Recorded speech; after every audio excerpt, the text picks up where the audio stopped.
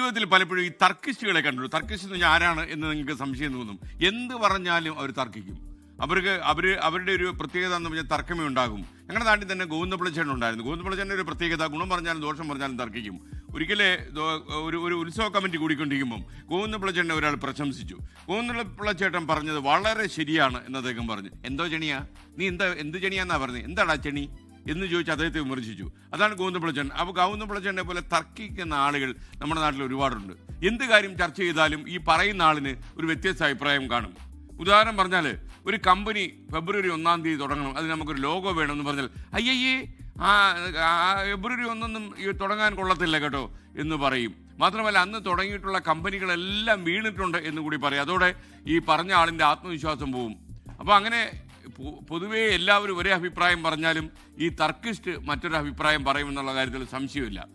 എന്നാൽ നമ്മൾ ഈ അഭിപ്രായ വ്യത്യാസം പറയുന്ന ആളുകൾ കുഴപ്പക്കാരാണ് എന്നൊരിക്കലും വിശ്വസിക്കരുത്. ചിലപ്പോൾ അവർ പറയുന്നതും കാര്യം കാണും. അതേസമയം ഗാന്ധിജിയും അംബേദ്കറും തമ്മിലൊക്കെ തന്നെ ഒരുപാട് തർക്കങ്ങൾ ഉണ്ടായിരുന്നു നമ്മുടെ ഭരണഘടന ഉണ്ടാക്കുന്ന സമയത്ത്.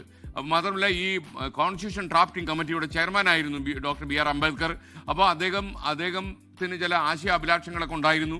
അതൊക്കെ അദ്ദേഹം കമ്മിറ്റിയിൽ തുറന്നു പറയുകയും ചർച്ചയൊക്കെ ചെയ്തിട്ടുണ്ട്. അപ്പോൾ അവിടെ രൂക്ഷമായ അഭിപ്രായ വ്യത്യാസങ്ങളൊക്കെ ഉണ്ടായിട്ടുണ്ട്. എന്നാൽ ഇന്ത്യൻ ഭരണഘടന ഡ്രാഫ്റ്റ് ചെയ്ത് അത് ലോകത്തിലെ തന്നെ ഒരു ഒന്നാന്തരം ഭരണഘടനയാക്കുന്നത് ഈ അഭിപ്രായ വ്യത്യാസങ്ങളൊന്നും തടസ്സമായില്ല എന്നത് നമ്മൾ ഓർമ്മിക്കണം. കാര്യം ആത്യന്തികമായി മൗലികമായ അവകാശങ്ങളൊക്കെ തന്നെ അതിൽ അടിവരയിട്ട് ചേർത്തില്ലേ.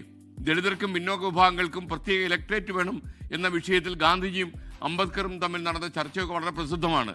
അപ്പോൾ എന്നാൽ ആത്യന്തികമായി ഫലമുണ്ടായത് നല്ലൊരു ഭരണഘടന തന്നെയാണ്. അതുകൊണ്ട് തർക്കിക്കുന്നവരൊക്കെ പ്രശ്നക്കാരാണ് എന്ന് നമ്മൾ വിധിക്കാൻ പാടില്ല.